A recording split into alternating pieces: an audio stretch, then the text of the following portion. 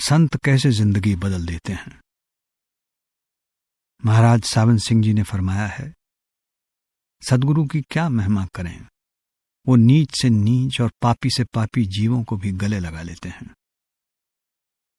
एक बार बारिश के मौसम में कुछ साधु महात्मा अचानक कबीर साहब के घर आ गए। बारिश के कारण कबीर साहब बाजार में कपड़ा नहीं बेच सके थे और घर में मेहमानों के लिए खाना भी काफी नहीं था।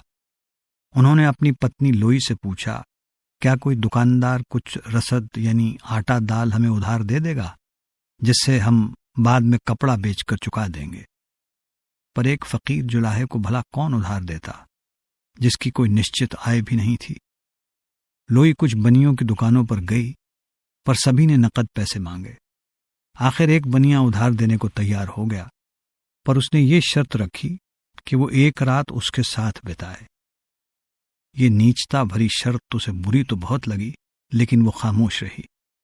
जितनी रसद उसे चाहिए थी बनिए ने दे दी। जल्दी से घर आकर लोई ने खाना बनाया और जो बातचीत बनिए से हुई थी कबीर साहब को बता दी।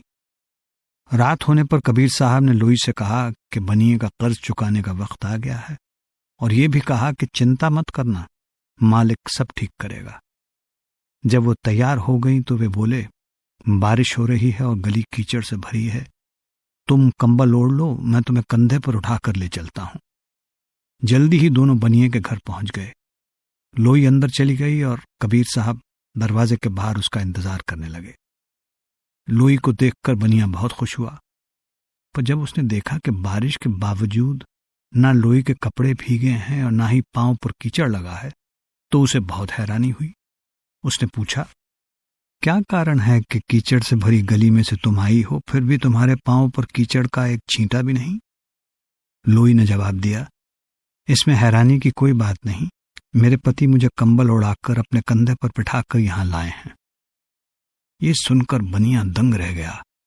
लोई का निर्मल निष्पाप चेहरा देखकर वो बहुत प्रभावित हुआ और अविश्वास से उसे देखता रहा। जब लोई ने कहा कि उसके पति कबीर साहब वापस ले जाने के लिए बाहर इंतजार कर रहे हैं, तो बनिया अपनी नीचता और कबीर साहब की महानता को देख शर्म से पानी पानी हो गया। उसने लोई और कबीर साहब दोनों से घुटने टेक कर माफी मांगी।